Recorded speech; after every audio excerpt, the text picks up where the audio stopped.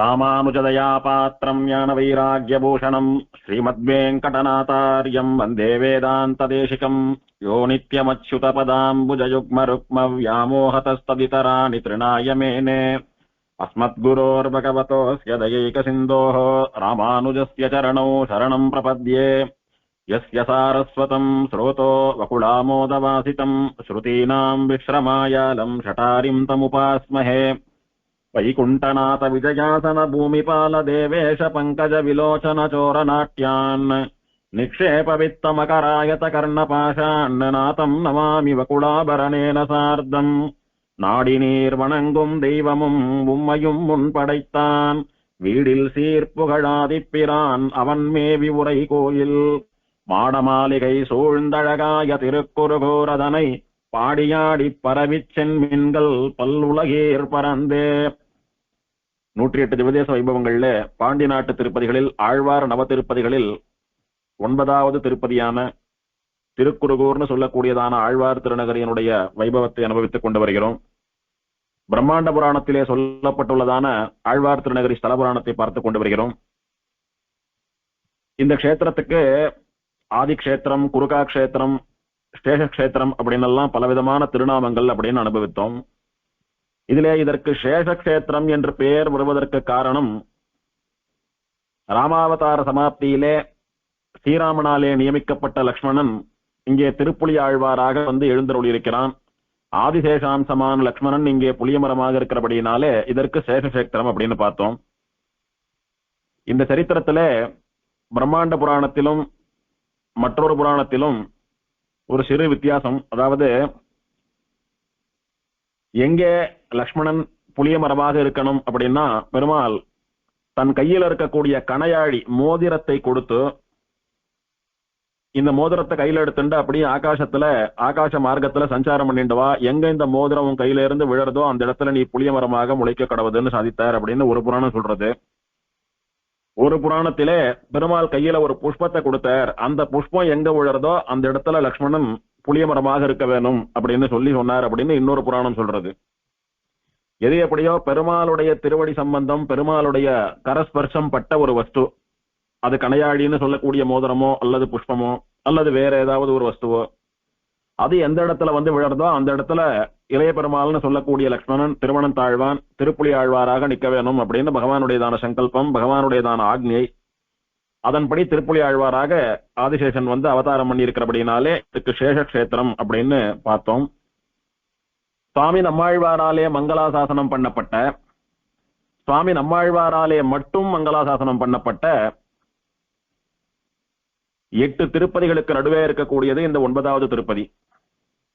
ஆச்சரியமா இந்த ஆழ்வார் திருநகரின்னு சொல்லக்கூடிய திருக்குறுகூரை சுற்றி ஸ்ரீவைகுண்டம் என்ன, திருவரகுணமங்கை என்ன, திருக்குழந்தைன்னு சொல்லக்கூடியதான பெருங்குளம் என்ன, திருப்புளிங்குடி என்ன, திரு தொலைவில்லிமங்கலம்னு சொல்லக்கூடியதான இரட்டை திருப்பதி என்ன, தென் திருப்பேரை என்ன, திருக்கோளூர் என்ன, இப்படி மற்ற 8 திருப்பதிகளாலும் சூழப்பட்டு அனைத்துக்கும் நடுவே ஒரு மணிமாலையில் நாயகமணி போலே, ஒரு ரத்தனகாரத்தில் நாயக ரத்தனம் போலே பிரகாசிக்கக்கூடியது இந்த திருக்குறுகூர்னு சொல்லக்கூடியதான திவ்யதேசம்.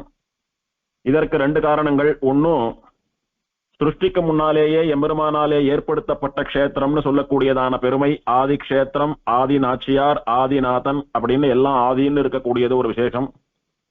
2வது, பிரபன்னஜன சந்தான கூட்டஸ்தரான சுவாமி நம்மாழ்வாருடைய திரு அவதாரத்தினாலே நாயக ரத்னம் போலே திகழக்கூடியது இந்த திருக்குறுகூர்னு சொல்லக்கூடியதான திவ்யதேசம். பிரம்மாவானவன் சிருஷ்டி பண்றதுக்கான தைரியமும் சாமர்த்தியமும் இல்லாமல் இந்த இடத்துல எம்பெருமான நோக்கி தபஸ் பண்ணின போது இந்த ஆதிநாத பெருமாள் வந்து பிரம்மாவுக்கு சிருஷ்டி சாமர்த்தியத்தையும் தைரியத்தையும் கொடுத்தான். அதன் பிறகே பிரம்மாவானவன் சிருஷ்டி பண்ண ஆரம்பித்தான். அதனாலே சிருஷ்டிக்கு காரணபூதனாக இருக்கக்கூடியவன் இந்த ஆதிநாத பெருமாள். இப்படி தனக்கு இந்த தைரியத்தையும் அனுகிரகத்தையும் பண்ணின ஆதிநாதனுக்கு பிரம்மா தன் கையாலே பல காலம் திருவாராதனம் பண்ணிக்கொண்டு ஆலய நிர்மாணம் எல்லாம் கூட பண்ணினான். இப்படி பிரம்மாவாலே ஆராதனம் பண்ணப்பட்டு பல காலம் சேவித்து வரப்பட்ட இந்த ஆதிநாத பெருமாளை மார்க்கண்டேயர் முதலான பல ரிஷிகளும் கூட சேவித்து அனுகிரகம் பெற்றார்கள் அப்படின்னு ஸ்தல புராணம் தெரிவிக்கிறது. இதைத் தொடர்ந்து சங்கன் அப்படின்னு சொல்லக்கூடிய ஒருத்தன் இந்த க்ஷேத்திரத்துல எம்பெருமானாலே மோட்சம் பெற்று அவன் பேரால க்ஷேத்திரத்துக்கு சங்க க்ஷேத்திரம் அப்படின்னு பேர் வந்த சரித்திரத்தை பார்க்கலாம். விந்தியமலை காடுகள்ல பிராணிகளை கொன்று வேட்டையாடி உயிர் வளர்க்கக்கூடிய ஒரு வேடன், ஜீவஹிம்சை பண்ணி வேட்டையாடி அதுல வரக்கூடிய மாம்சத்தை உண்டு வயிறு வளர்த்து வயிற்று பிழைப்பு நடத்தக்கூடிய ஒரு வேடன். அவன் எப்போதும் விந்தியமலை காடுகள்ல தெரிஞ்சுண்டு ஏதானும் பிராணி ஆப்படுறதா வேட்டைக்குன்னு பார்த்துட்டு இருப்பான். எதுவும் கிடைக்காத நேரங்கள்ல வெயில் ரொம்ப அதிகமா இருக்கிறச்செல்லாம் ஒரு ஆலமரத்தடியில போய் கொஞ்ச நேரம் படுத்துண்டு ஓய்வெடுக்கிறது அவனுடைய வழக்கம். அந்த மாதிரி இதுக்கு முன்னால நாம பார்த்தோமே தாந்த கஷேத்திரம் அப்படின்னு தாந்தன் தபஸ் பண்ணி ஆதிநாத வேதி அமைத்து அப்பன் கோயில் திருவேங்கடமுடையான பிரதிஷ்டை பண்ணி அங்கு போய் இழந்த கண்களை எல்லாம் பிராமணர்கள் பெற்றார்கள். அதனால தாந்த கஷேத்திரம்னு ஆழ்வார் திருநகரிக்கு பேர் வந்து அவன் மோட்சம் போனான்னு பார்த்தோமே. அந்த தாந்தன் ஆழ்வார் திருநகரியில தபஸ் பண்றதுக்கு முன்னால விந்திய மலையில போய் தபஸ் பண்ணிட்டு இருந்தான்னு பார்த்தோம். அப்புறம் அங்க அசரீரி சொல்லிதான் ஆழ்வார் திருநகரிக்கு வந்தான்னு பார்த்தோம். அப்படி விந்திய மலையில தாந்தன் தபஸ் பண்ணின ஆலமரத்தடியில இந்த சங்கன் கொஞ்ச காலம் அப்படியே கண்ணை மூடிண்டு ஓய்வு எடுத்துட்டு இருந்தான். அப்போது தாந்தன் அங்க தபஸ் பண்ணிட்டு இருந்தான். தபஸ் நடக்கக்கூடிய இடத்தினுடைய மகிமை, யாகம் நடக்கக்கூடிய ஊரினுடைய மகிமை, உற்சவம் நடக்கக்கூடிய ஊரினுடைய பெருமை, இதெல்லாம் ரொம்ப விசேஷமானது. ஒருத்தர் யாகம் பண்றார். அவர் யாகம் பண்ணிட்டு இருக்கிற சமயத்துல அந்த ஊர்ல யார் எந்த புண்ணிய காரியம், தான காரியம், தர்ம காரியம் பண்ணினாலும் அது பல மடங்கு பலன் தரும். ஒருத்தர் ஒரு இடத்துல தபஸ் பண்றாரு அப்படின்னா அந்த தபஸ் பண்ணக்கூடியதான க்ஷேத்திரத்துல இருக்கிறவா அங்க வரவா எல்லாருக்கும் அதனால நிறைய நல்லதுகள் ஏற்படும். திருவேங்கடமுடையான் அனுபவிக்கிற போது கூட பலமுறை பார்த்தோம். திருவேங்கடமலையில யாரானும் தபஸ் பண்ணாலானா அந்த தபஸ் அப்படியே முத்திண்டே வர வர வர வர அதர்மமானது அழிந்து கொண்டு தர்மமானது தழைத்து கொண்டு செடி கொடிகள்லாம் நன்னா பூத்து வாசத்தை வீசிண்டு பூத்து குலுங்கிண்டு நிறைய காய்கள் பழங்கள்லாம் சமிருத்தியா விளைஞ்சுண்டு தீர்த்தம் எல்லாம் அப்படியே ஐஸ் போல சில்லுன்னு போகும். நல்ல சமிருத்தியான மழை ஏற்படும். நல்ல ஒரு பரிமளமான சுகந்தம் வீசும் அப்படின்னு எல்லாம் பார்த்தோம். இதெல்லாம் தபஸ் நடக்கக்கூடிய இடத்தினுடையதான மேன்மைகள். அந்த மாதிரி தாந்தன் தபஸ் பண்ண அந்த ஆலமரத்தடியிலே இந்த வேடன் கொஞ்ச காலம் அப்படியே படுத்துட்டு தூங்கினா. அதனுடைய மகிமையினாலே இவனுக்கு ஒரு நல்ல புத்தி ஏற்பட்டது. அந்த நல்ல புத்தியினுடைய பலன் இவனுக்கு எப்படி கிடைச்சதுன்னா, வேட்டையாடி கொண்டே இருந்த இந்த வேடன் வயசாகி செத்து போயிட்டான். அவன் இறந்தவுடன் அவனுக்கு வேறொரு ஜென்மா கிடைச்சது. எப்படிப்பட்ட ஜென்மா கிடைச்சதுன்னா, ஒரு ரிஷியா பிறக்கக்கூடிய ஜென்மா கிடைச்சது அவனுக்கு. வேடனுக்கு எப்படி ரிஷியா பிறக்கக்கூடிய ஜென்மா கிடைச்சது அப்படின்னா, ரிஷியாட்டமா தபஸ் பண்ணிட்டு இருந்த தாந்தனுடையதான தபஸ் மகிமையினாலே அவன் தபஸ் பண்ற சமயத்துல அங்க படுத்துண்டு ஓய்வெடுத்தபடினாலே அந்த மர நிழல் சம்பந்தத்தினாலே அவனுடைய தப்போ மகிமை இவனுக்கும் கொஞ்சம் கிடைத்து இவன் அடுத்த ஜென்மத்தில் தபஸ் பண்ணக்கூடிய ரிஷியாக பிறந்தான். அப்படி பிறந்த போது இவனுக்கு சங்கன் அப்படின்னு பேரு, சங்க மகரிஷின்னு பேரு. இந்த சங்க மகரிஷி என்ன பண்ணினான், பூர்வ ஜென்ம வாசனையினாலே தான் சுற்றி திரிந்த விந்தியமலை காடுகளுக்கு போய் தாந்தன் எங்க தபஸ் பண்ணினானோ அதே ஆலமரத்தடியில சங்கனும் தபஸ் பண்ண ஆரம்பித்தான். நீண்ட நெடுங்காலம் ரொம்ப ஆச்சரியமா ரொம்ப ஆழங்கால் பட்டு தபஸ் பண்ணிட்டு இருக்கான். தேவர்கள்லாம் ரொம்ப ஆச்சரியமா பாக்குறா, எதுக்கு இப்படி ஒரு குரூரமான தபஸ் பண்ணிட்டு இருக்கான் இந்த சங்கன், என்ன பலனுக்கு பண்றான்னு தெரியலையேன்னு அவ புலம்ப ஆரம்பித்தா. அந்த சமயத்துல நாரதர் அங்க வந்தார். வந்து தபஸ் பண்ணிட்டு இருக்கிற சங்கனை பார்த்து, சங்கா எதுக்கு நீ இவ்வளவு ஆழமான ஒரு தபஸ் பண்ணிட்டு இருக்கேன்னு கேட்டார். சுவாமி, எனக்கு அஷ்டதிக் பாலகால்ல ஒருத்தரானோ அப்படின்னு ஆசை. இந்த அண்ட சராச்சரத்தையும் 8 திசைகளிலும் இருந்து காவல் காக்கக்கூடிய அஷ்டதிக் பாலகால், திக்பாலகா இருக்காளே, அவளாட்டமா திசைகளை காவல் காத்து ரட்சிக்கக்கூடியதான அந்த பொறுப்பு எனக்கு வேணும், அதுக்காக நான் தபஸ் பண்றேன்னா. நாரதர் பார்த்தார், இது ஒரு வசந்த பதவி அப்படின்னு நினைச்சுண்டு அந்த பதவி உனக்கு வேணும்னு தபஸ் பண்றியான்னு கேட்டார். ஆமா அப்படின்னா. அதை விட வசந்த பதம் உனக்கு கிடைக்கும்படியா நான் ஒரு யோசனை சொல்றேன், கேப்பியான்னு கேட்டார் நாரதர். அதை விட வசத்தியா என்ன பதம் சுவாமின்னா, ஸ்ரீமன் நாராயணனுடைய பதமான மோட்சமே ஸ்ரீவைகுண்டமே உனக்கு கிடைக்கும்படியா பண்றேன். நீ தபஸ் பண்ணி உன் ஆசைப்படி திக்பாலகன் ஆனாலும் கூட பிரளய காலம் வரைக்கும் தான் திக்பாலனம் பண்ணிட்டு உன்னால இருக்க முடியும். பிரளயம் ஆயிடுத்துன்னா நீயும் அழியணும், திரும்ப உன்னையும் சிருஷ்டிக்கப்படுவா. அப்போ நீ எந்த பதவியில போவியோ தெரியாது. திக்பாலகனா போற நீ பிரளயம் முடிந்து சிருஷ்டி வந்தாவிட்டு திரும்பவும் திக்பாலகனாவே நியமிக்கப்படணும்னு எந்த அவசியமும் இல்லை. அதனால இதெல்லாம் தற்காலிகமான பதவிகள் தான். எப்போதும் சாஸ்வதமான நிரந்தரமான ஸ்ரீமன் நாராயணனுடைய லோகமான ஸ்ரீவைகுண்ட பதவி கிடைக்கும்படியா பண்றேன். நான் சொல்றத கேப்பியானர். அப்படி ஒரு உத்தமமான பதவி இருக்குன்னே நீங்க சொல்லிதான் தெரியும். அப்பேற்பட்ட பதவி தான் எனக்கு வேணும். நீங்க சொல்ற மாதிரி இந்த பிரளய காலத்துல அழியக்கூடியதான அடுத்தது என்னவா பிறப்போம்னு தெரியாததான திக்பாலக பட்டமெல்லாம் எனக்கு வேண்டாம் அப்படின்னா. சரி, அப்போ நான் சொல்றேன் கேளு. இப்ப உன்னுடைய பேர் சங்கன். சங்கன்னா என்ன அர்த்தம்? சங்குன்னு அர்த்தம். உன் பேரை போலவே நீ என்ன உடனே சங்காக மாறு. உன்னுடைய தவ வலிமையினாலே இத்தனை நாள் தபஸ் பண்ணியோன்னு அந்த சக்தியினால சங்கா மாறு. சங்கா மாறி உப்பு கடல்ல போய் கலந்துடு. உப்பு கடல் அப்படின்னா நம்ம பூலோகத்துல இருக்கக்கூடிய கடல் எல்லாம் உப்பு நீர் கடல், உவர்கடல்னு பேரு. Salt water ocean. ஓஷன்னாவே சால்ட் வாட்டர் தானே, வேற என்ன இருக்கும் அப்படின்னா கற்பஞ்சாற்று கடல், பார்க்கடல், நன்னீர் கடல், அந்த மாதிரி எல்லாம் நிறைய கடல்கள் உண்டு சிருஷ்டியில. நம்ம பூமியில இருக்கக்கூடியது உப்பு கடல். நாரதர் எல்லா கடல்களுக்கும் போகக்கூடியவர், எல்லா லோகங்களுக்கும் சஞ்சாரம் பண்ணக்கூடியவர், எல்லா கடலையும் பார்க்கக்கூடியவர். அதனால அவர் குறிப்பிட்டு சொல்றார், உவர்கடல், உப்பு கடலுக்கு போ, லவண சமுத்திரத்துக்கு போ, அங்கே போய் சங்காக மாறி வசித்துக் கொண்டிரு. எந்த கடலுக்கு போறதுன்னு கேட்டான். தாமிரபரணி நதி எங்க சமுத்திரத்தோட கலக்கிறதோ அந்த இடத்துக்கு போ. தாமிரபரணி நதி சமுத்திரத்தோட சங்கமிக்கிறது பேர். அந்த இடத்துல இருந்து ஒரு காத தூரத்திலே திருக்குறுகூர்னு சொல்லக்கூடியதான ஆச்சரியமான ஆதிக்ஷேத்திரம் இருக்கிறது. அந்த ஆதிக்ஷேத்திரத்துக்கு போய் 1000 வருஷ காலங்கள் இந்த சமுத்திரத்திலேருந்து தாமிரபரணி வரக்கூடிய அந்த வழியிலே எதிர்நீச்சல் போட்டுக்கொண்டே போய் அந்த ஊர்ல இருக்கக்கூடிய பெருமாளை சேவித்துக் கொண்டு பகல் முழுக்க அந்த பெருமாள் அனுபவிச்சுட்டு ராத்திரி திரும்ப சமுத்திரத்துக்கு வந்து சேர்ந்துடும்.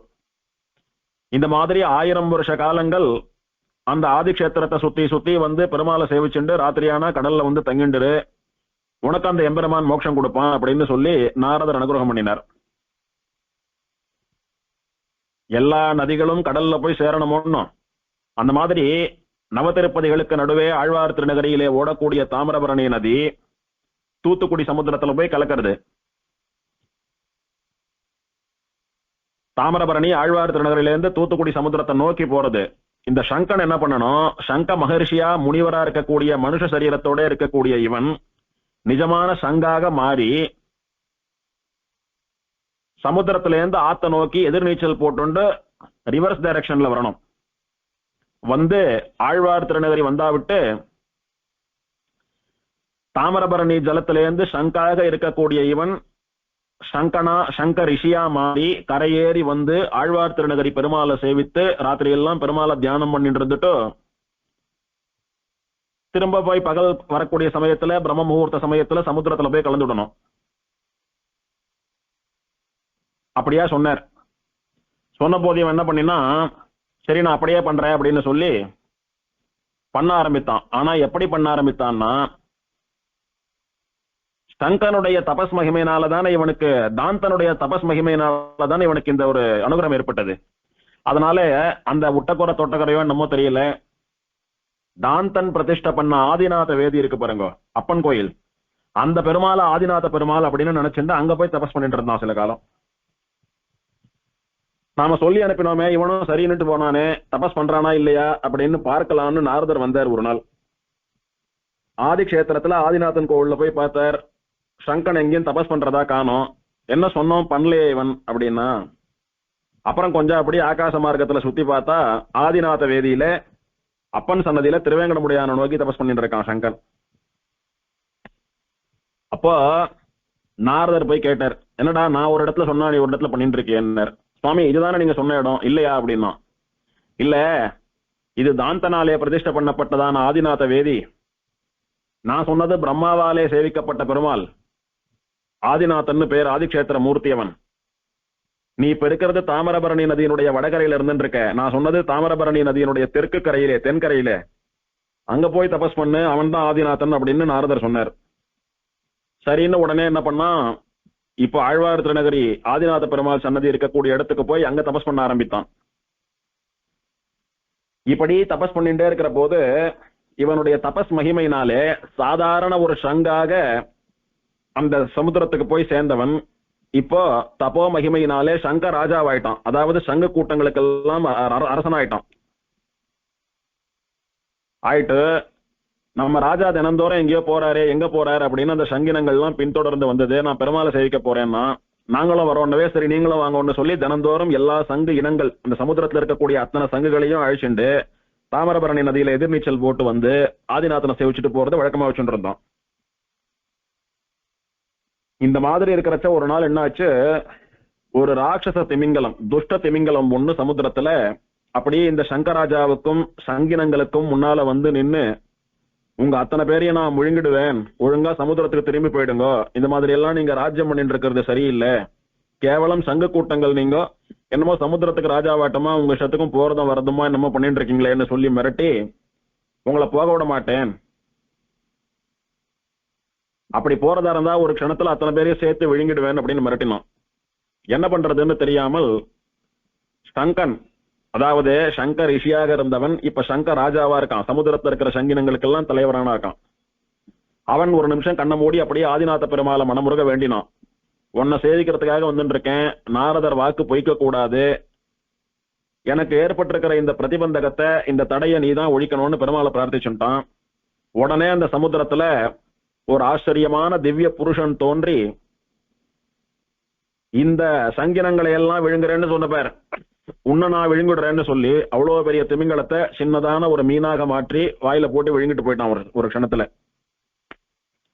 பெருமாள் சொல்றார், என்னுடைய அடியவர்கள் அத்தனை பேரையும் சேர்த்து வாயில போட்டு விழுங்குவேன்னு சொன்னியோன்னு உன்னை விழுங்குறதுக்கு ஒருத்தன் வராம்பாரு இப்போன்னு சொல்லி பெருமாள் ஒரு திவ்ய புருஷனை அனுப்பவே, அந்த திமிங்கலத்துக்கு முன்னால இந்த சங்கினங்கள்லாம் எத்தனை சின்னதோ அது போல அத்தனை சின்ன வடிவத்துல திமிங்கலத்தை மாத்தி வந்த திவ்ய புருஷன் வாயில போட்டு சாப்பிட்டு போயிட்டான் அவன். இப்போ சங்கராஜாவும் சங்கினங்களும் பெருமாளை சேவிக்கிறதுக்கு இருக்கிற தடை ஒழிஞ்சு போயிடுத்து. இத பார்த்த உடனே மத்த எந்த துஷ்ட ஜந்துக்களும் இவா கிட்ட போக கூடாது, பெருமாள் நம்மளை சம்ஹாரம் பண்ணிடுவார்னு பயந்து இவாளுக்கு ஒரு கௌரவத்தோட கூட இருந்தது. இப்படி எந்த விதமான ஒரு பயமும் இல்லாமல் சமுத்திரத்துல தன்னுடைய ராஜ்யத்தை பண்ணிட்டு இருந்த சங்காரசன் தினந்தோறும் பெருமாளை வந்து சேவிச்சுட்டு போயிட்டு இருந்தான் சங்கினங்களோடு கூட. இப்படி தொடர்ந்து 1000 வருஷ காலம் பெருமாளை வந்து சேவிச்சுட்டு இருந்தான். சேவிச்சுட்டு இருந்த போது ஒரு நாள் தாமிரபரணி நதிக்கரையிலே இவன் வந்து தபஸ் பண்ணிட்டு இருக்கிற போது ஆதிநாத பெருமாள் கருட வாகனத்துல வந்து இவனுக்கு சேவை சாதித்தார். ஸ்ரீ பூமி நீலாதேவிகளோடு கூட கருட வாகனத்திலே சேவை சாதித்தார். தங்கா, உன்னுடைய தபஸினாலே நான் உகந்தேன், உனக்கு என்ன வேணும் அப்படின்னு கேட்டா, ஒண்ணுமில்ல சுவாமி, எனக்கும் என்னுடன் வந்திருக்கக்கூடிய இந்த சங்கினங்களுக்கும் மோட்சம் தர வேணும் அப்படின்னு பிரார்த்திச்சான். வேற ஏதான வேணுமா அப்படின்னா, இல்ல வசந்த பலன் அப்படின்னு நினைச்சு நான் ஒண்ணு நோக்கி தபஸ் பண்ணிட்டு இருந்தேன். அப்ப நாரதர் சொன்னார், எல்லாத்த விட வசந்த பலன் மோட்சம் தான் சொன்னார், என்னோட சேர்த்து என்னுடைய இனத்தவர்களுக்கும் மோட்சம் தர வேணும்னு பிரார்த்திச்சான். பெருமாள் சந்தோஷம் அப்படின்னு சொல்லி சங்கனுக்கும் சங்கினங்களுக்கும் அத்தனை பேருக்கும் மோட்சம் தருவதாக அனுகிரகித்தார். உடனே அவெல்லாம் பெருமாளுடைய திருவடிகள்ல ஐக்கியமாகி மோட்சம் போய் சேர்ந்தார். இப்படி தினந்தோறும் சமுத்திரத்திலேருந்து தாமிரபரணி நதி வழியாக வரக்கூடிய சங்க ராஜாவும் சங்கினங்களும் கரையேறி பெருமாளை வந்து சேவிக்கிறாளோ இல்லையோ, அந்த படித்துறைக்கு என்ன பேருனா திருச்சங்கணித்துறைன்னு பேரு. திரு சங்கு அணி துறைன்னு பேரு. துறை அப்படின்னா ஸ்நான கட்டம். ஒரு பெரிய நதி, நதி பாட்டுக்கு வெள்ளமா போயிட்டு இருந்தா இறங்கி தீர்த்தமாட முடியுமா? எங்க ஆழம் எங்க புதக்குழின்னு எல்லாம் தெரியாது ஒன்னும். அதனால அங்கங்க ஜனங்கள், ஸ்திரீகள், குழந்தைகள் எல்லாம் இறங்கி தீர்த்தமாடுறதுக்கு சௌகரியமா படித்துறை கட்டி வச்சிருப்பா. அதுக்கெல்லாம் படித்துறைன்னு பேரு. அப்படின்னா என்னன்னா, வெறும படி கட்டியிருப்பா, அந்த படியில ஜாக்கிரதையா இறங்கி படியில உட்கார்ந்துட்டு ஆழத்தை பார்த்துட்டு திட்டமா ஸ்நானம் பண்றதுன்னு பாதுகாப்புக்காக. இந்த மாதிரி மனுஷாலாம் இறங்கி தீர்த்தமாடக்கூடிய துறைகளுக்கு, ஸ்நான கட்டங்களுக்கு படித்துறைன்னு பேரு. ஸ்ரீரங்கத்திலையும் பாக்குறோமே, ஆளவந்தார் படித்துறை, பாடியவாளன் படித்துறை, தவராசன் படித்துறைன்னு எல்லாம் பாக்குறோமே. அந்த மாதிரி சங்கினங்கள் எல்லாம் வந்து கரையேறி பெருமாளை வழிபட்டு மோட்சம் போனதான படித்துறைக்கு திருச்சங்கணித்துறைன்னு பேரு. என்ன அர்த்தம் அப்படின்னா, சங்குகளாலே அணி செய்யப்பட்ட துறை. அணி அப்படின்னா அழகுன்னு அர்த்தம். சங்குகளாலே அழகு செய்யப்பட்ட துறை. சமுத்திரத்துக்கு அழகு சங்குகள். இன்னைக்கும் சமுத்திர கரைக்கு போனோமானா அங்கங்க சின்ன சின்னதா சங்கு கூடுகள்லாம் இருக்கும். அது பாக்குறதுக்கு அழகா இருக்கும். குழந்தையா இருக்கிறச்ச நாமெல்லாம் அதை எடுத்து வச்சுட்டு விளையாடி எல்லாம் பண்ணிருப்போம். அது ஒரு அழகானது. சங்குன்னு சொல்லக்கூடியது சமுத்திரத்துக்கு அழகு. ஏதோ இறந்து போன ஒரு சங்கினுடைய கூடே பார்ப்பதற்கு அப்படி அழகா இருக்கு.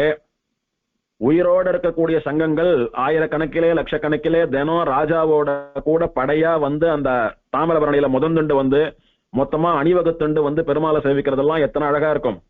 அப்படி சங்குகள் எல்லாம் அணிவகுத்து கொண்டு அழகு செய்த சுரையானபடியினாலே சங்கு அணித்துறை. சங்குகளாலே அணி செய்யப்பட்ட அழகு செய்யப்பட்ட துறை, படித்துறை. இந்த சங்கினங்கள்லாம் பரம பாகவதா. ஏன்னா மோட்சத்துக்காக பெருமாளை நோக்கி தபஸ் பண்ணி பெருமாளுடைய அனுகிரகத்தினாலே பெருமாள் வாயாலேயே உங்களுக்கு மோட்சம்னு சொல்லி தபஸ்னால மோட்சம் போன உத்தமமான பாகவதா வாழலாம். பக்தி யோகம் பண்ணினவா. அதனால அவளை வெறும சங்குன்னு சொல்லக்கூடாதுன்னு திருச்சங்கு அப்படின்னு திருச்சங்குகளாலே அணி செய்யப்பட்ட துறை. இந்த சங்கணி துறையில தான் ஆதிநாத பெருமாளும் சரி, நாச்சியார்களும் சரி, சுவாமி நம்மாழ்வாரும் சரி எழுந்தருளி தீர்த்தவாரி கண்டருள்கிறார்கள். இந்த கஷேத்திரத்துல ஆதிநாத பெருமாளுக்கு பங்குனி மாசமும் சித்திர மாசமும் 2 பிரம்மோற்சவம் நடக்கும். 2 பிரம்மோற்சவத்திலையும் பெருமாளுடைய திருநக்ஷத்திரமான உத்தர நட்சத்திரத்தன்னைக்கு பெருமாள் இந்த தாமிரபரணி நதியில தீர்த்தவாரி கண்டருள்வர். எங்க இறங்கி தீர்த்தவாரி கண்டருள்வர் அப்படின்னா கோவில்ல இருந்து அப்படியே வந்து மெயின் ரோட்ல இருக்கக்கூடியதான தாமிரபரணி நதிக்கரைக்கு வந்து அங்கே இந்த திருச்சங்கணித்துறைன்னு சொல்லக்கூடிய துறை வழியா இறங்கிதான் பெருமாள் தாமிரபரணியில தீர்த்தவாரி கண்டருள்வர். திருச்சங்கணித்துறையிலே ஒரு மண்டபம் உண்டு. அந்த மண்டபத்திற்கு தீர்த்தவாரி மண்டபம்னு பேரு. முதல்ல பெருமாள் அந்த மண்டபத்துக்கு இறங்கி அங்க திருவாராதனம் எல்லாம் ஆகி அந்த மண்டபத்தில இருந்து பின் வழியா படி இறங்கினோம்னா தாமிரபரணி தீர்த்தம் ஆடக்கூடியதான துறை வரும். முன்வாசல் வழியா வந்தோமானா சாலை ரோடு, மெயின் ரோடு, பஸ் போற ரோடு, அது வழியா பெருமாள் இறங்கி பின்வாசல் வழியா படியில இறங்கினாரானா தாமிரபரணி ஜலம் ஓடிட்டு இருக்கும், நதி இருக்கும். நதி படித்துறை இது. அதுல இறங்கி பெருமாள் விசேஷமா தீர்த்தவாரி கண்டருள்வர். அதே மாதிரி கனு அன்னைக்கு உபயநாச்சிமார்கள் ஆதிநாத பெருமாளுடைய ஸ்ரீதேவி நாச்சியாரும் பூமிதேவி நாச்சியாரும் அவ 2 பேர் மாத்திரம் பல்லக்கில புறப்பாடாகி தாமிரபரணி நதிக்கரைக்கு இந்த திருச்சங்கணித்துறைக்கு வந்து கணுப்பிடி வச்சுட்டு இந்த தாமிரபரணி நதியில திருச்சங்கணித்துறையில அவா தீர்த்தவாரி கண்டருள்வா. 2 நாச்சியார் மட்டும் தாமிரபரணி நதியில மூழ்கி தீர்த்தவாரி கண்டருள்வா.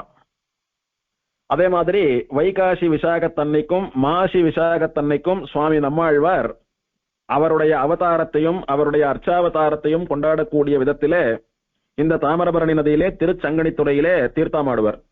இப்படி பெருமாள் பிராட்டி நம்மாழ்வார் இவாளுடைய சம்பந்தம் பெற்ற சங்கணித்துறையானபடியினாலே மரியாதையா திருச்சங்கணித்துறைன்னு சொல்லப்படக்கூடியதான துறை இது. இன்னைக்கும் அந்த தீர்த்தவாரி மண்டபத்தினுடைய கரையில சவுத்துல பார்த்தோமானா திருச்சங்கணித்துறை அப்படின்னு எழுதி வச்சிருப்பா அப்படி பெருசா.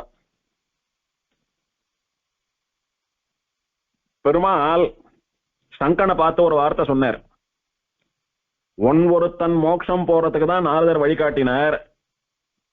என்ன தபஸ் பண்ணி உனக்கு என்ன வேணும்னு கேட்ட போது நீ ஒருத்தன் மோட்சம் போனோம்னு கேட்டிருந்தா பரவாயில்ல, என்னோடு இருக்கக்கூடிய என் சங்கினங்களுக்கும் மோட்சம் கொடுன்னு கேட்ட பத்தியா, உன்னுடைய பரந்த மனசு யாருக்கு வரும்? உன்னாட்டமே உன் கூட இருக்கிற வாழையெல்லாம் பாகவதாலா தபஸ் பண்ண வைத்து என்னை வந்து தினந்தோறும் சேவிக்க வைத்து அவளுக்கும் மோட்சம் பெற்று தந்தாயே, அதனால இந்த க்ஷேத்திரம் உன்னுடைய நினைவாக சங்க க்ஷேத்திரம் என்று வழங்கப்படும் அப்படின்னு பெருமாள் அனுகிரகம் பண்ணினார்.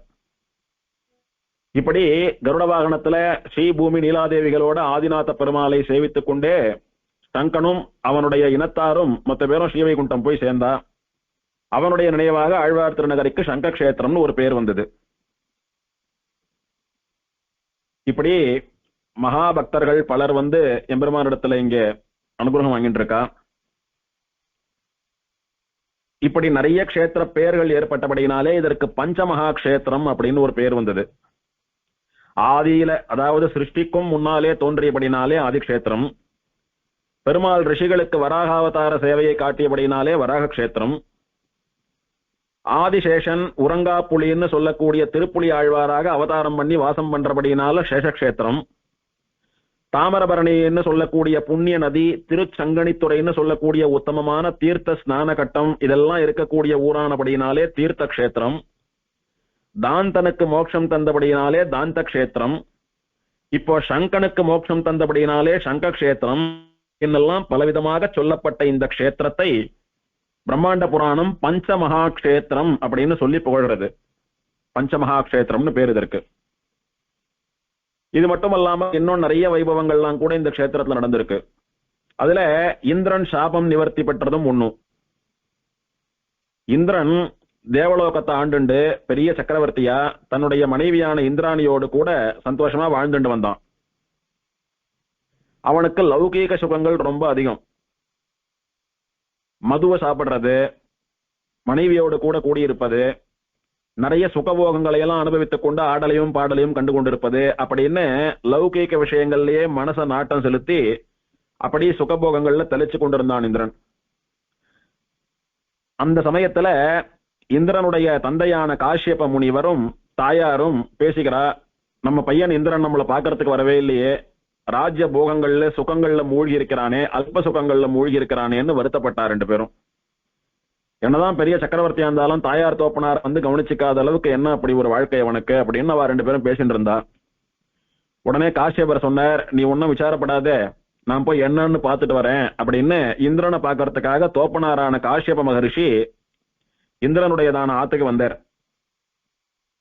அவர் வந்ததை பார்த்தும் பார்க்காதது போல இந்திரன் தன்னுடைய ஆமடியாளோடு கூட கொஞ்சம் கொண்டிருந்தான். இத காஷ்யபர் பார்த்துட்டார். ஒரு பெற்ற தகப்பன், ஒரு ரிஷி வந்திருக்கும்,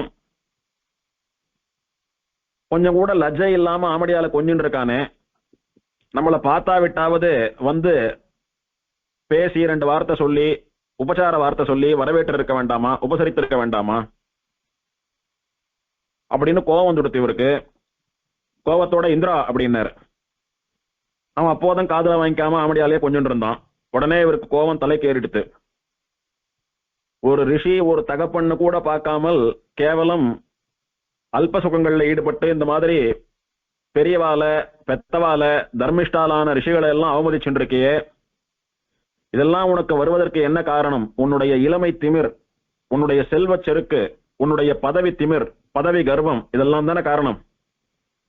நீ உன்னுடைய இளமையை இழந்து, உன்னுடைய ஐஸ்வர்யத்தை செல்வ செருக்கை இழந்து, உன்னுடைய தேவேந்திர பதவியையும் இழந்து வயசான கிழவனா, ஒருவேளை சோத்துக்கு திண்டாடக்கூடிய மனுஷனா, எந்த சக்திகளும் இல்லாமல் பூலோகத்திலே போய் விழக்கடவாயாகன்னு சபிச்சுட்டார்.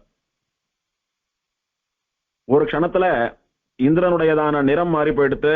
இந்திரன் வயசான முதியவனா அப்படி தள்ளாடக்கூடியவனா மாறிவிட்டான். இந்திரனுடைய ஐஸ்வர்யம் எல்லாம் அவனை விட்டு போயிடுத்து. அப்போதுதான் தன்னுடைய தவற்றை இந்திரன் உணர்ந்தான்.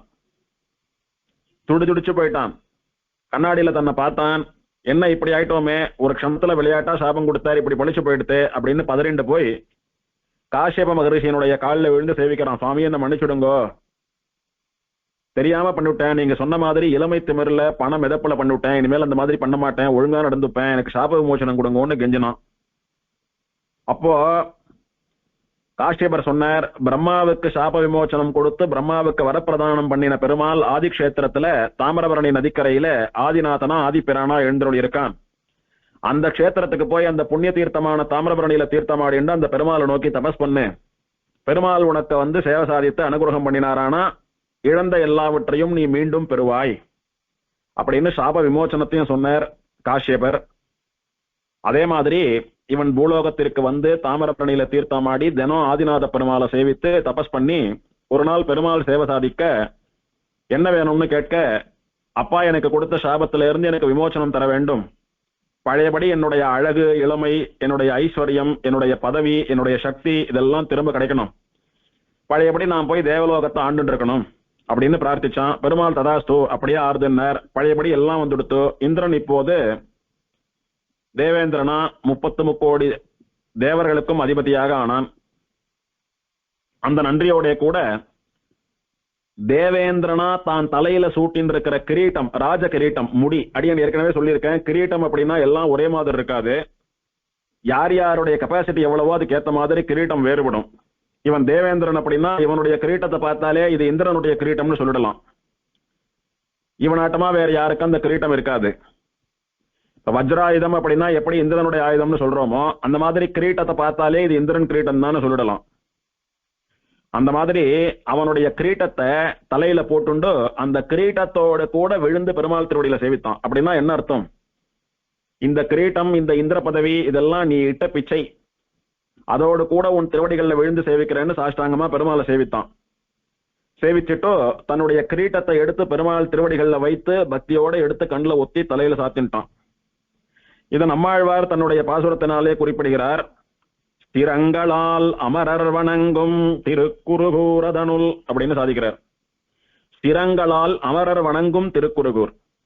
தேவர்கள்லாம் இந்த திருக்குறுகூருக்கு வந்து ஆதிநாதனை எப்படி சேவிக்கிறா அப்படின்னா ஸ்திரங்களாலே வணங்குறா. அப்படி வந்து ஒரு கையால விஷ் பண்றது, ரெண்டு கையால அஞ்சலி பண்ணி கை கூப்புறதெல்லாம் இல்ல.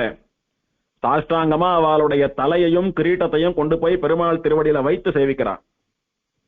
திருவேங்கடமுடையானை தேவர்கள் எல்லாம் அப்படிதான் சேவிக்கிறா அப்படின்னு ஸ்தலபுராணத்தில் அனுபவித்தோம். அந்த மாதிரி இந்த ஆதிநாதனாகிற ஸ்ரீனிவாசனையும் இந்த புலிந்து நின்ன பிரானையும் அமரர்கள்னு சொல்லக்கூடிய தேவர்கள் அத்தனை பேரும் தங்களுடைய தலையால வணங்குறாளாம். ஹேட்ஸ் ஆஃப்னு சொல்றோம் இல்லையோ, இதை ஆழ்வார் காட்டி கொடுத்தார். இப்படி ஆழ்வாருடைய பாசுரங்கள்ல நிறைய ஸ்தலபுராண விஷயங்களும் புதிந்திருக்கின்றன. இப்படி இந்திரனுக்கு சாப விமோசனம் கிடைச்சது.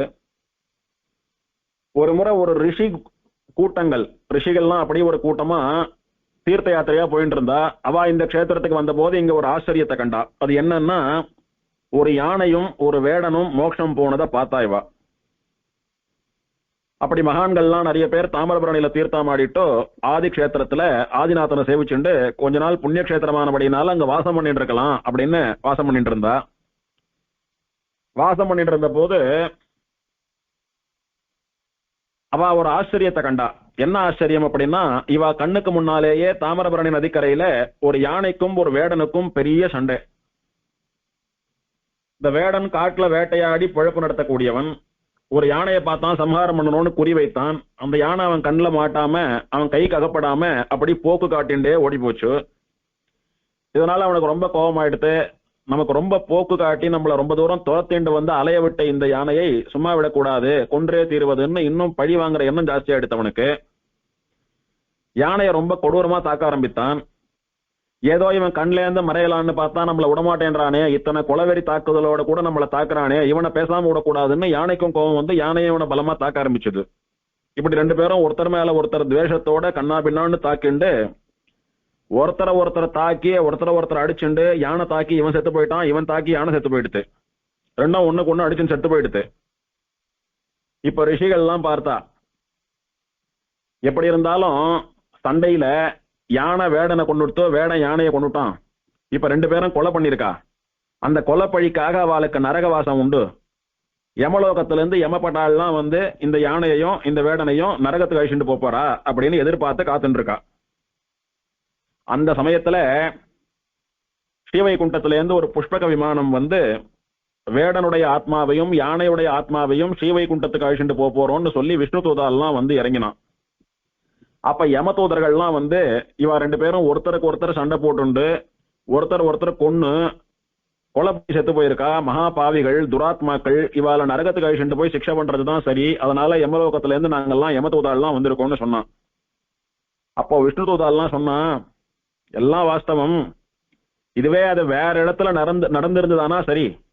ஆனா பரம புண்ணிய கஷேத்திரமான இந்த ஆதிநாத கஷேத்திரத்துல ஆழ்வார் திருநகரில் நடந்திருக்கு. ஆதிநாத பெருமாளுடைய திருவடிவாரத்திலே தாமிரபரணி நதின்னு சொல்லக்கூடிய புண்ணிய நதியினுடைய கரையில நடந்திருக்கு. இந்த கஷேத்திரத்தினுடைய பெருமையை சொன்னாலும் கேட்டாலும் மோட்சம் அப்படின்னு சொல்லப்பட்டிருக்கு ஸ்தலபுராணத்திலே. அப்பேற்பட்ட கஷேத்திரத்துல பிராணனை விட்டுருக்கு இந்த ரெண்டு ஜீவராசிகளும். இந்த வேடனாட்டம் இந்த யானை ஆட்டம் ரெண்டு பேரும் இங்க பிராணனை விட்டுருக்கா. அதனால தாமிரபரணி நதிக்கரையிலே ஆதிநாத பெருமாளுடையதான திருவடிவாரத்திலே அவனுடைய கஷேத்திரத்துல பிராணன் போனபடினால அவளுக்கு மோட்சம் தான். இந்த மோட்சம் போகக்கூடிய ஆத்மாக்களை, முக்தாத்மாக்களை கைப்பற்றி கொண்டு போகக்கூடியதான அதிகாரம் உங்களுக்கு கிடையாது, பேசாம போயிடுங்கன்னு விஷ்ணு தூதா சொன்னான். அவ எச்சரிக்கை பண்ணா விட்டு யம தூதர்கள் வேற வழி இல்லாம விஷ்ணு தூதாலையும் இந்த வேடனையும் யானையையும் நமஸ்காரம் பண்ணி ரெண்டு பிரதட்சணத்தை பண்ணிட்டு பேசாம போயிட்டாங்க இருந்து. இப்போ யானையும் வேடனும் ஸ்ரீவைகுண்டத்துக்கு போய் சேர்ந்தா. இந்த ரிஷிகள் எல்லாம் பார்த்தா, இங்க வந்து பெருமாள் திருவடிகளை அடையணும்ன்ற எண்ணத்துல பிராணன் போலன்னாலும் சரி, எப்படியோ அடிச்சுண்டு துவேஷத்தினால விரோதத்தினால 2 பேர் செத்து போயிட்டா கூட இந்த க்ஷேத்திரத்துல பிராணனை விட்டபடியினால வைகுண்டத்திலேருந்து விஷ்ணு தூதா வந்து அவளை அழிச்சுண்டு போறாளே, எப்பேற்பட்டதான க்ஷேத்திரம் இந்த க்ஷேத்திரம் அப்படின்னு இதனுடைய மகிமையை நினைச்சு கொண்டாடி பாராட்டினான் அந்த ரிஷிகள்லாம். இப்ப ஏற்பட்ட க்ஷேத்திரத்துலதான் நம்முடைய பிராணனும் போக வேண்டும் அப்படின்னு அவ இதுக்கு மேல தீர்த்த யாத்திரை பண்றதுன்ற முடிவை கை விட்டுட்டு தினம் தாமிரபரணியில தீர்த்தாமாடின்னு அந்த பெருமாளை சேவிச்சுண்டு அங்கேயே தபஸ் பண்ணிட்டு இருந்தா. என்னைக்காவது ஒரு நாள் இந்த க்ஷேத்திரத்திலேயே பிராணன் போய் பெருமாளுடைய திருவடி வாரம் நமக்கும் கிட்டும், நமக்கும் வைகுண்டத்திலேருந்து விமானம் வரும் அப்படின்னு ரிஷிகள்லாம் காத்துட்டு இருந்தா. அப்பேற்பட்டதான புண்ணியக்ஷேத்திரம் இது. இந்த நிகழ்ச்சியை விளக்கக்கூடிய சிற்பம் தாமிரபரணி நதிக்கரையிலே தீர்த்தவாரி மண்டபத்துல சிற்பமாக செதுக்க வைக்கப்பட்டிருக்கிறது. இன்னைக்கு போனாலும் பார்க்கலாம். அத்த பிரம்மாண்ட புராணம் தவிர நிறைய தமிழ் நூல்கள்ல ஆழ்வார் திருநகரியினுடைய வைபவம் செய்யுள் வடிவிலே சொல்லப்பட்டிருக்கிறது நிறைய புலவர்களாலே. அதுல குருகாமாலை அப்படின்னு ஒரு தமிழ் பிரபந்தம். அந்த குருகாமாலைன்னு சொல்லக்கூடிய தமிழ் பிரபந்தத்திலே இந்த விஷயத்தை அந்த புலவர் காட்டி கொடுக்கிறார். செஞ்சர நானிட்ட சிலை வேடனும் பொருகை குஞ்சரமும் வான்சேர் குருகை அப்படின்னு சொல்றாரு இந்த நிகழ்ச்சியை. செஞ்சர நான் இட்ட சிலை வேடன், வேடன் அப்படின்னா வேட்டையாடுறவன், சிலை அப்படின்னா வில்லு, செஞ்சர நான் அப்படின்னா நான் அப்படின்னா அந்த வில்லுல பூட்டி இழுக்கக்கூடியதான அந்த கயிறு. அந்த நான் எப்படி இருக்கான்? செஞ்சரமா இருக்கான், சிவந்த நிறத்திலே நல்ல கடினமான சரமாக இருக்கிறதாம் அது. அப்போதான் அதுல அம்ப பூட்டி அப்படி பலம் கொண்டு பின்னாடி இழுத்து விடுறச்ச அந்த கயிறு அந்த நான் அருந்து போகாமல் இருக்கும். ஏதோ பேருக்கு 2 நூல் எடுத்து சுத்தினோமானா லேசா கையால் இழுத்தாலே அருந்து போயிடுமோன்னு. எத்தனை கூறிய அம்பா இருந்தாலும் அதை செலுத்தி அப்படியே பலம் கொண்டு இழுக்கிற போதும் கூட இந்த நான் அருந்து போக கூடாது. அத்தனை செம்மையான நானா இருக்கணும். அதுதான் செஞ்சரம். அப்படி செஞ்சர நான் இட்ட சிலை, அப்பேற்பட்ட பலத்தை உடைய வில்லை கையிலே வைத்துக் கொண்டு அம்பு செலுத்தி வேட்டையாடி கொண்டிருந்த வேடனும் பொருகை குஞ்சரமும் வெற்றியை சம்பாதிக்க கூடியதான துதிக்கையை தும்பிக்கையை உடைய யானை, குஞ்சரம்னா யானை, இவை 2ம் வான் சேர் குருகை, ஸ்ரீவைகுண்டத்துக்கு போய் சேர்ந்ததான குருகாபுரி அப்படின்னு இந்த ஆழ்வார் திருநகரிய இந்த குருகாமாலை கொண்டாடி இருக்கிறது. இது எல்லாத்துக்கும் மணிமகுடம் வைத்தார் போலே இருக்கக்கூடியது சுவாமி நம்மாழ்வாருடைய அவதார ஸ்தலம்னு சொல்லக்கூடியதான பெருமை. நம்மாழ்வாருடைய அவதாரத்துக்கு முன்னாலே இந்த க்ஷேத்திரத்துல இன்னொரு நித்தியசூரியனுடைய அவதாரத்தினாலே பிரசித்தி. அவர் யாருன்னா ஆதிசேஷன். அவர் இங்க நிர்நித்ர திந்திரின்னு சொல்லக்கூடிய உறங்கா புலியா திருப்புலி ஆழ்வாராக அவதாரம் பண்ணியிருக்கிறார். ஸ்ரீராமனுடைய ஆக்ஞைப்படி லக்ஷ்மணன் ஆதிசேஷன் இங்கு புளிய மரமாக உறங்கா புலியாக ஆவிர்பவித்தான். பெருமாள் அவனுக்கு கொடுத்த வாக்குப்படி காரி உடையனங்கையினுடைய பிள்ளையாக பிறந்து 16 வருஷ காலங்கள் இந்த லக்ஷ்மணனுடைய மடியிலே திருப்புலி ஆழ்வாருக்கு அடியிலே பிரம்மச்சரிய யோகத்திலே இருந்தான். எந்த லக்ஷ்மணன் ராமனுக்கும் சீதைக்கும் கைங்கரியம் பண்றதுக்காக புதுசா கல்யாணமான ஆமடையால துறந்து அவன் பிரம்மச்சரிய வாழ்க்கையிலே ஈடுபட்டு கொண்டு இல்லற சுகத்தை எல்லாம் துறந்து பெருமாளுக்கு கைங்கரியம் பண்ணினானோ அவனுக்கு ஒரு கௌரவம் தரக்கூடிய விதத்திலே அவன் மடியிலே பெருமாள் 16 வருஷ காலங்கள் பிரம்மச்சரிய யோகத்திலே ஸ்திரீ சம்பந்தம் இல்லாமல் பத்னி சம்பந்தம் இல்லாமல் எழுந்தருளியிருந்தார் அப்படின்னு கொண்டாடுறது சரித்திரம். ஆழ்வார் எழுந்தருளியிருந்த காலத்துல எந்த மரத்தினுடைய பொந்திலே அமர்ந்து கொண்டிருந்தாரோ அந்த மரம் அந்த திருப்புலி ஆழ்வார் இன்னைக்கும் கூட நாம் எல்லாம் சேவிக்கும்படியா சேவை சாதிக்கிறார். ஆதிசேஷன் சொல்றதுக்கு ஏற்ப 7 தலைகளோட கூட விளங்குகிற பாம்பை போலே 7 கிளைகளோட சேவை சாதிக்கிறது அந்த திருப்புலி ஆழ்வார்னு சொல்லக்கூடியதான திந்திரணி விருட்சம். ஆதிசேஷனுக்கு 1000 தலைகள். ஆனா 1000 தலைகள்லாம் விக்கிரகத்துல பண்ண முடியாது. அதனால பெரும்பாலும் 5 தலை நாகமாவோ அல்லது 7 தலை நாகமாவோ தான் எல்லா கோவில்லையும் ஆதிசேஷன் இருப்பார். அந்த மாதிரி 7 தலைகளை கொண்ட சர்ப்பம் போல 7 கிளைகள் கொண்டு 7 தலைகளோடு இருக்கக்கூடிய ஒரு பாம்பு படம் எடுக்கிறது போல அப்படி பெருசா படர்ந்து விரிந்திருக்கக்கூடியது இந்த திருப்புலி ஆழ்வார்னு சொல்லக்கூடியதான திந்திரணி விருட்சம். அதனுடைய பொந்திலேதான் நம்மாழ்வார் அமர்ந்து கொண்டு பிரம்மச்சரிய யோகத்தில் ஈடுபட்டிருந்தார்.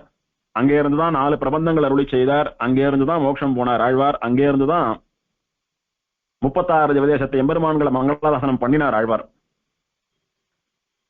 அந்த திருப்புலி ஆழ்வாருக்குன்னு ஒரு பழமொழி சொல்லப்படுறது, பொந்தாயிரம் புலியாயிரம்னு பேரு. அதாவது புளியங்காய்களும் ஆயிரக்கணக்கில் அதுல காய்க்குமாம், பொந்துகளும் ஆயிரக்கணக்கில் சின்ன சின்னதா இருக்குமாம். அப்படியேதான் இன்னைக்கும் செழித்து வளர்கிறது. ஆழ்வார் அவதாரம் பண்ணி இல்ல ஆழ்வார் பரம்பதித்து 5000 வருஷங்களுக்கு மேல ஆனாலும் இன்னைக்கும் இப்போதான் அங்கே முளைத்து வளர்ந்தது போல பசுமையாக காட்சியளிக்கிறது அந்த திருப்புலி ஆழ்வார்னு சொல்லக்கூடியதான விருட்சம்.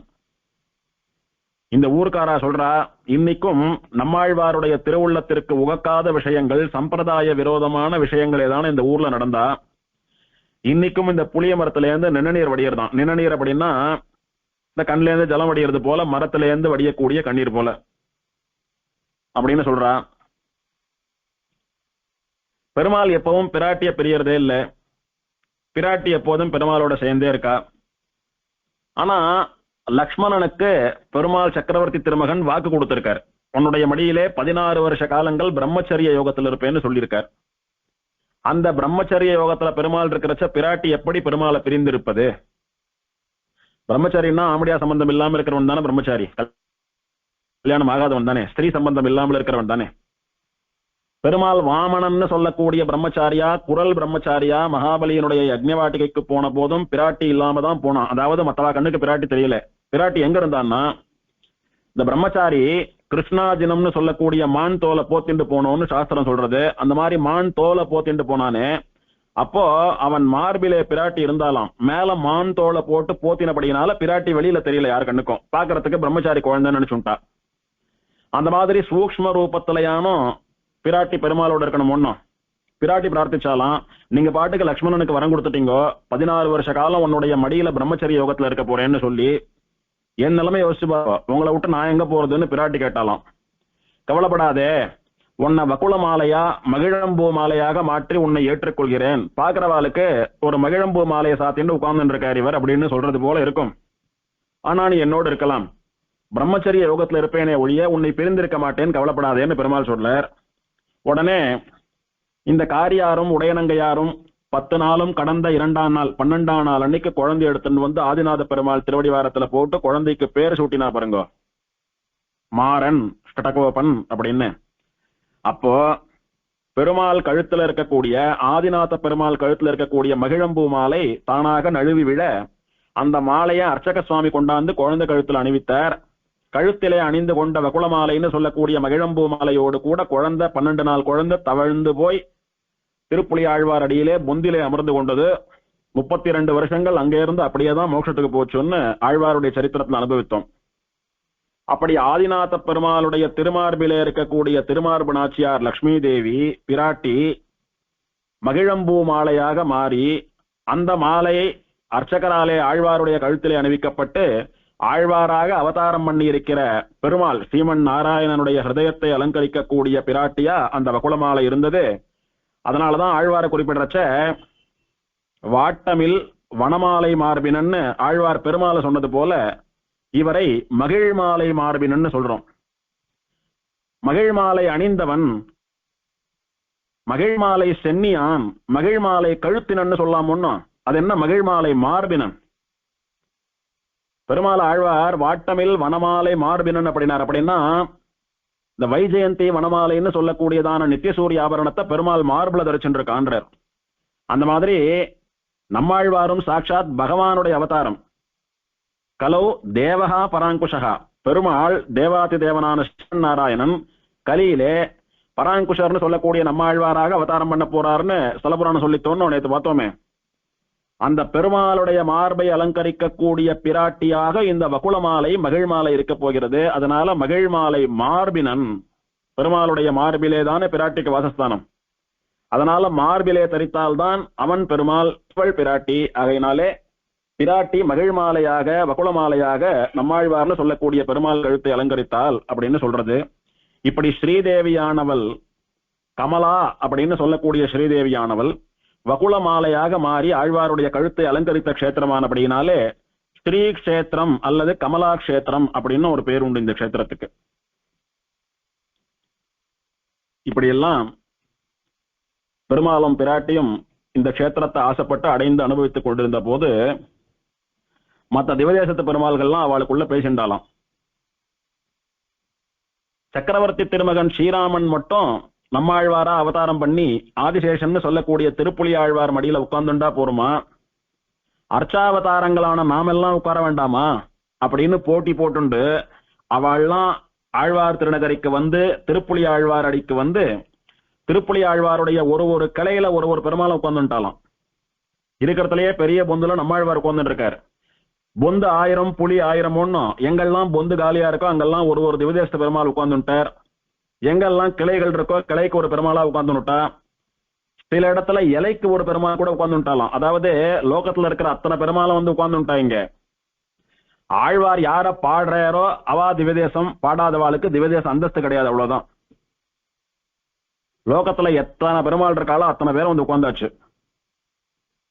இவர் வாயாலே பாசுரம் வாங்கின்றவாளுக்கு மட்டும் திவதேச அந்தஸ்து, நம்மாழ்வாராலே மங்களாசாசனம் பண்ணப்பட்ட பெருமாள்கள்னு சொல்லக்கூடியதான கௌரவம். அதையே அந்த 36 பேர் தான் போனான்னு இல்லை, எல்லாரும் போனான்.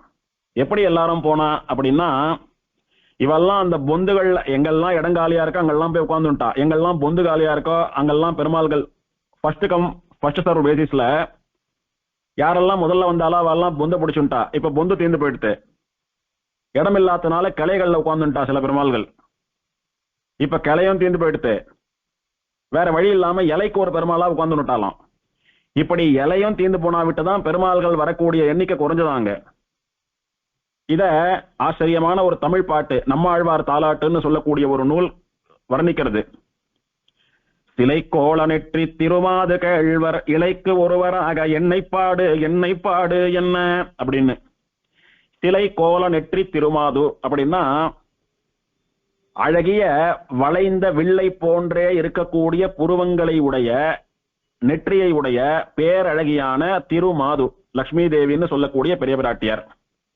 அவளுடைய கேழ்வர் கணவர் யாரு? எம்பெருமான் ஸ்ரீமன் நாராயணன். அழகிய நெற்றியை உடைய பிராட்டியினுடைய பர்த்தாவான ஸ்ரீமன் நாராயணன் எம்பெருமான் இலைக்கு ஒருவராக புளிய மரத்தினுடைய இலையில ஒரு இலைக்கும் ஒரு பெருமாளா உட்கார்ந்துட்டு என்ன பாடுங்கோ ஆழ்வாரே, ஷடகோபரே என்ன பாடுங்கோ, வகுலாபரணரே என்ன பாடுங்கோன்னு ஆழ்வாரை பார்த்து குழந்தை கேட்கிறாப்புல கேட்கிறாளாம், என்ன பாடுன்னு. ஆழ்வார் எந்த எம்பெருமான்களை பாடினாரோ அவ மட்டும் திவதேச அந்தஸ்த பெத்தா, மற்றவாளுக்கு அந்த பாக்கியம் கிடைக்கல. அப்படி ஆழ்வாராலே பாசுரம் பெறுவதற்கு பெருமாள்கள்லாம் வந்து காத்து கிடந்ததான ஒரு திவதேசம் இது. இந்த ஆழ்வார் வாக்கால பாடல் வாங்கின்ற 36 பெருமாள்களுக்கும் அத்தனை சந்தோஷம். நம்மாழ்வாராலேயே பாசுரம் பாட பெற்று விட்டோம், திருவாய்மொழியிலேயே இடம் பெற்று விட்டோம். ஆழ்வார்கள்ல தலைவரா இருக்கக்கூடிய நம்மாழ்வாரே மங்களாசாசனம் பண்ணிட்டார் அப்படின்னு சொல்லக்கூடிய பெருமைகள்லாம் இந்த பெருமாள்களுக்கு கிடைச்சுடுத்து. அப்போ நம்மாழ்வாராலே பாடப்பெறாத பெருமாள்களுக்கு வருத்தம் இருக்குமே, நிச்சயம் வருத்தம் இருக்கும். நம்மாழ்வார் வாக்கால பாடப்பெறலையேன்ற வருத்தம் இருக்கும். ஆனால் அவெல்லாம் எதை நினைச்சு மனசை தேத்திண்டா அப்படின்னா, நம்மாழ்வார் பாடலைன்னாலும் பரவாயில்ல, திருவனந்தாழ்வான் ஆதிசேஷன் திருப்புலி ஆழ்வாரா வந்து உட்கார்ந்துட்டு இருக்கான் இங்க, அவனுடைய மடியில உட்கார்ந்துட்டு அனுபவிக்க கூடியதான பாக்கியம் கிடைச்சது நமக்குன்னு அதை நினைச்சு சந்தோஷப்பட்டாலும். எப்போ ஆழ்வார் வாயை திறப்பார், எப்ப பாடுவார் அப்படின்னு ஆழ்வார் பாசுரம் பாட ஆரம்பித்த உடனே வந்து உட்கார்ந்துவாதான் இவாள்லாம். 16 வயசுல ஆழ்வார் வாயை திறந்து பேச ஆரம்பித்தார். 32வது வயசுல மோட்சத்துக்கு போனார். அந்த 16 வருஷ காலங்கள் திருப்புலி ஆழ்வார்லேயே இவாள்லாம் குத்தகை எடுத்துட்டு அப்படியே உட்கார்ந்துட்டு இருந்தா அத்தனை பெருமாளும். இப்படி அத்தனை பெருமாள்களும் 16 வருஷ காலம் திருப்புலி ஆழ்வார்னு சொல்லக்கூடிய லக்ஷ்மணனுடைய ஆதிசேஷனுடைய மடியிலே இருக்கக்கூடியதான பாக்கியம் கிடைச்சதே அப்படின்னு நினைச்சு சந்தோஷப்பட்டு அவ இடத்துக்கு போய் சேர்ந்தாலும். சிலை கோல நெற்றி திருமாது கேழ்வர் இலைக்கு ஒருவராக என்னை பாடு என்ன அப்படின்னு அந்த பாசுரம் வர்ணிக்கிறது.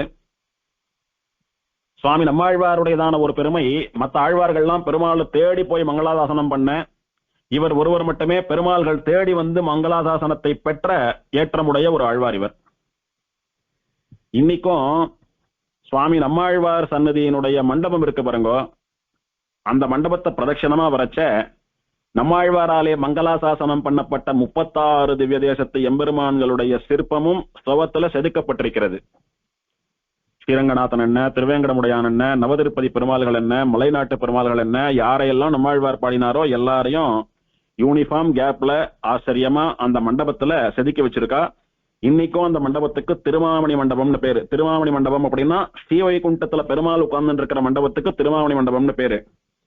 அதே பெருமாள் பூலோகத்துக்கு வந்து அவதாரம் பண்ணி நம்மாழ்வாராக அவதாரம் பண்ணி எழுந்தருளி இருந்த இடம் அது.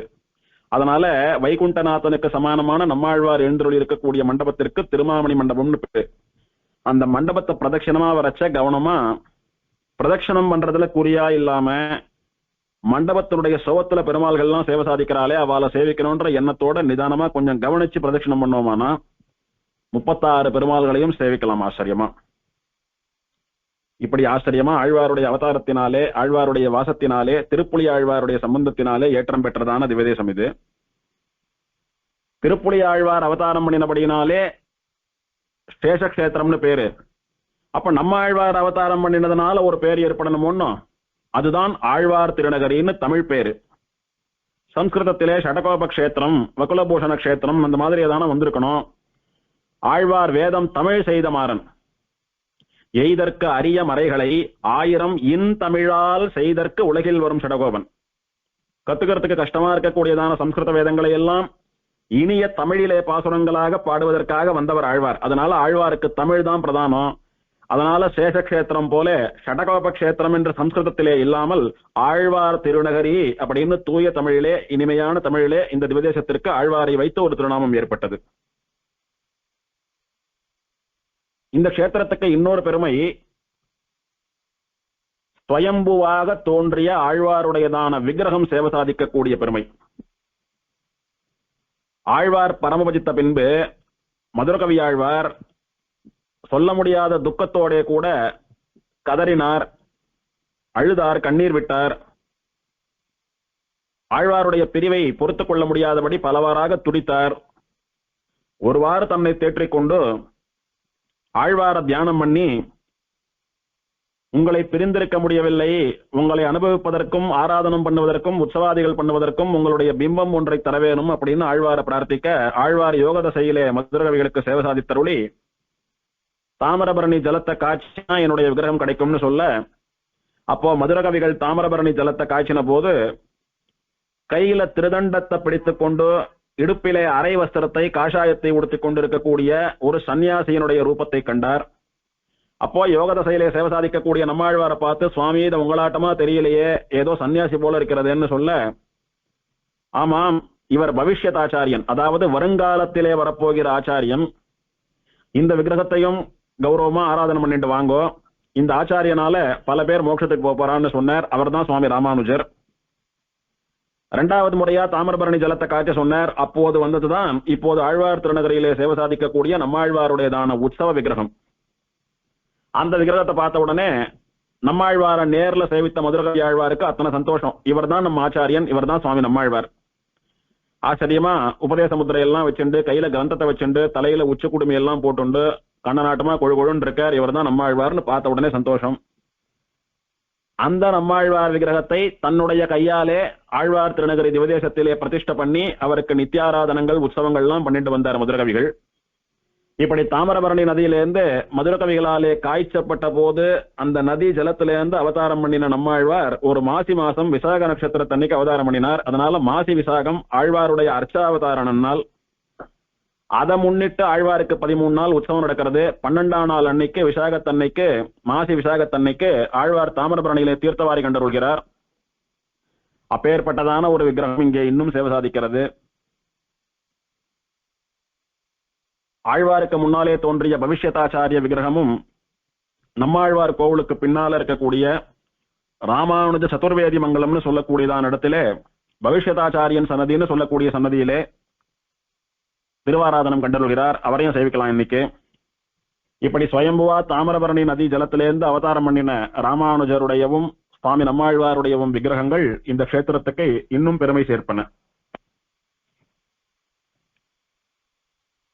இங்க இருக்கக்கூடியதான நம்மாழ்வாருடைய விக்கிரகம் எந்த விதமான உலோகத்தினாலும் தயாரானது கிடையாது. அது ஸ்வயம்புவா தாமிரபரணி ஜலத்தை காய்ச்சின போது அதில இருந்து வந்த விக்கிரகம். இந்த விக்கிரகத்துல ஒரு விசேஷம் என்னன்னா, சாட்சாத் சுவாமி நம்மாழ்வார் இதுல வசிக்கிறார்னு சொல்லும்படியா நம்மாழ்வாருடையதான அனுப்பிரவேச சக்தி இந்த விக்கிரகத்துல இன்னைக்கும் இருக்குன்னு சொல்றா. அதுதான் விசேஷம். அதனால நவ திருப்பதிகள்ல ஆழ்வார் திருநகரை தவிர மற்ற 8 திருப்பதிகள்ல எங்கேயுமே நம்மாழ்வாருக்கு உற்சவ திருமேனியே கிடையாது. நவ திருப்பதி பெருமாள்களுக்கும் சேர்த்து ஒரே உற்சவர் நம்மாழ்வார், ஆழ்வார் திருநகரி நம்மாழ்வார் மட்டும்தான். தாமிரபரணி நதியிலிருந்து தானாக தோன்றிய நம்மாழ்வார் மட்டும்தான். இந்த நம்மாழ்வாருக்கு தினம் திருமஞ்சனம் நடக்கிறது. அது இந்த க்ஷேத்திரத்துல ஒரு விசேஷம். இப்படி நித்திய திருமஞ்சனம் நடக்கிறதெல்லாம் ரொம்ப சில இடங்கள்ல தான் நடக்கும். ஸ்ரீமுஷ்ணத்துல நித்திய திருமஞ்சனம் உண்டு பெருமாளுக்கு, மூலவரான பூவராகனுக்கு. அந்த மாதிரி ஆழ்வார் திருநகரியிலே இந்த ஸ்வயம்புவா அவதாரம் பண்ணின சுவாமி நம்மாழ்வார் உற்சவருக்கு நித்திய திருமஞ்சனம் உண்டு. நித்தியம் ஆழ்வாருடைய திருமஞ்சன தீர்த்தம் கிடைக்கும். ஆழ்வார் அம்சம் பண்ணின தொத்தியோன்னம் கிடைக்கும். கருத்தால போனோமானா கோஷ்டியில ஒரு 9 மணிக்கு இருந்தோமானா தீர்த்தமும் பிரசாதமும் கிடைக்கும் ஆழ்வார் சன்னதியில நித்தியம். இதே திருப்புலி ஆழ்வார் அடியிலே ஸ்ரீமன் நாதமுனிகள் 12,000 முறை கண்ணினுன் சிறுத்தாம்பு ஜபம் பண்ணி 4000 திவ்ய பிரபந்தங்களையும் உபதேசமாக பெற்றார். நம்மாழ்வாராலே அருளி செய்யப்பட்ட 4 பிரபந்தங்களையும் மதுரகவி ஆழ்வார் ஓலச்சுவடியில ஏடுபடுத்தி வைத்து நம்மாழ்வார் காலத்துக்கு பிறகு அந்த பிரபந்தத்தை, அந்த பாசுரங்களை பட்டி தொட்டியெல்லாம் கொண்டு சேர்த்தார், லோகத்திலே பரப்பினார். நம்மாழ்வார் வரைக்கும் இருக்கக்கூடிய எல்லா ஆழ்வார்களுடைய பிரபந்தமும் லோகத்தில கொடிகட்டி பறந்த காலம். காலம் வேகமா உருண்டு போச்சு. சைவ மதம் தலையெடுக்க ஆரம்பித்தது. அப்போ ஆழ்வார்களுடைய பாசுரமும் வைஷ்ணவ மதமும் கொஞ்சம் கொஞ்சமா குறுகிண்டு வந்ததான காலகட்டம் அது. இதுல சைவர்கள்லாம் ஆழ்வார் பாசுரங்களை எல்லாம் இல்லாத பண்ணிவிட்டா. அப்போ லோகத்திலே திருவாய்மொழி பாசுரங்கள்லாம் நடமாடக்கூடிய காலமெல்லாம் போய் திருக்குடந்தை எம்பெருமான் விஷயமான ஆறாவமுதே அடியனுடலம்னு சொல்லக்கூடிய 11 பாசுரங்கள் மட்டுமே எஞ்சியிருந்த காலம். அதை பெருமாள் சேவிக்கிறதுக்கு வந்தவா சொல்லி அதை காதால கேட்டு அது கடைசியில 1020 இருக்கே, மீதி 1000 பாசுரங்கள் எங்கே அப்படின்னு நாதமுனிகள் அவர்களை கேட்க, எங்களுக்கு தெரியாதுன்னு அவர்கள் சொல்ல, ஒரு வழியா கடைசியா நம்மாழ்வார் அவதாரம் பண்ணின ஊருக்கு போய் விசாரிச்சு பார்த்தா தெரியும்னு சொல்லி இந்த ஊருக்கு வந்தார் நாதமுனிகள். அப்போ மதுரகவி ஆழ்வாருடைய வம்சத்தை சேர்ந்தவரான பராங்குஷதாசர்னு சொல்லக்கூடிய ஒரு சுவாமி இருந்தார் இங்க. அந்த சுவாமியை போய் பிரார்த்திச்சார். உங்க பெரியவரான மதுரகவிகள் தானே ஆழ்வாருடைய பாசுரங்களை எல்லாம் பட்டோலை பண்ணி வச்சார், உங்க ஆத்துல ஏதான ஓலச்சுவடி இருக்கா பாருங்கோ, இல்ல உங்களுக்கு தெரிஞ்சா சொல்லுங்கோ, நான் எழுதுகிறேன் அப்படின்னார். சுவாமி, நீங்க சொல்ற அந்த 10 பாசுரம் 11 பாசுரம் கூட எங்களுக்கு தெரியாது. மதுரகவி ஆழ்வாருக்கு சுவாமி நம்மாழ்வார் தான் தெய்வம். அதனாலதான் நாங்கெல்லாம் மதுரகவி ஆழ்வாராட்டமா சுவாமி நம்மாழ்வாரையே தெய்வமா சேவிக்கிறவா. எங்களுக்கு பெருமாள் பத்தின பாசுரங்கள்லாம் அவ்வளவு தெரியாது. ஆனா மதுரகவி ஆழ்வார் நம்மாழ்வார் விஷயமா பண்ணின கண்ணினுன் சிறுத்தாம்பு பாசுரங்கள் தெரியும், அதை வேணா உங்களுக்கு சொல்றோம் அப்படின்னு சொல்லி பராங்குஷதாசர் 11 பாசுரங்கள் கண்ணினுன் சிறுத்தாம்பு உபதேசம் பண்ணினார். நாதமுனிகள் மகா யோகி, யோக தசையிலே பெருமாளை சாட்சா்காரம் பண்ணி பெருமாளோடையே கூட நேர பேசக்கூடியவர். அதனால அவர் யோசித்தார், நாம ஏன் இந்த கண்ணினுன் சிறுத்தாம்பு பாசுரங்களை பல ஆவர்த்தி ஜபம் பண்ணிட்டு யோக தசையில நம்மாழ்வாரை சேவிக்கிறதுக்கு முயற்சி பண்ணக்கூடாது? ஆம், அப்படி பண்ணலாம் அப்படின்னு சொல்லி ஆழ்வார் திருநகரியிலே நம்மாழ்வார் அவதாரம் பண்ணின திருப்புலி ஆழ்வார் அடியிலே அமர்ந்து கொண்டு யோக தசையிலே 12,000 முறை கண்ணினுன் சிறுத்தாம்ப ஜபித்து அந்த தபஸுக்கு மகிழ்ந்து சுவாமி நம்மாழ்வார் யோக தசையிலே ஸ்ரீமன் நாதமுனிகளுக்கு சேவை சாதிக்க, ஸ்ரீமன் நாதமுனிகள் நம்மாழ்வாரை சேவித்து அவராலே அனுகிரகிக்கப்பட்டு நம்மாழ்வார் அருளி செய்த 4 பிரபந்தங்களோடு கூட மத்த ஆழ்வார்களுடைய பிரபந்தம் அப்படின்னு மொத்தம் 4000 திவ்ய பிரபந்தத்தையும் ஸ்ரீமன் நாதமுனிகளுக்கு உபதேசம் பண்ணினார் சுவாமி நம்மாழ்வார். அப்படி சுவாமி நம்மாழ்வாருடையதான கிருபையினாலே ஸ்ரீமன் நாதமுனிகள் மூலமா 4000 திவ்ய பிரபந்தம் 2வது முறையாக அவதாரம் பண்ணித்து லோகத்திலே. முதல் முறையா அந்தந்த ஆழ்வார்கள் வாக்காலே அவதாரம் பண்ணித்து அதெல்லாம் மறைஞ்சு போகவே 2வது முறையா எல்லாம் ஆழ்வார் வாக்காலே அவதாரம் பண்ணித்து. அந்த பாக்கியத்திற்கு காரணமானவர் நம்முடைய பூர்வாச்சாரியரான சுவாமி ஸ்ரீமன் நாதமுனிகள். திடீர்னு ஏதான ஒரு பாசுரத்தை சொல்லி இது யார் பாசுரம் அப்படின்னு கேட்டா உடனே இது திருமங்கை ஆழ்வார் பாசுரம், இது நம்மாழ்வார் பாசுரம் அப்படின்னு சொல்லக்கூடிய அளவுக்கு பிரபந்தத்துல நமக்கெல்லாம் ஞானம் இருக்கணும்.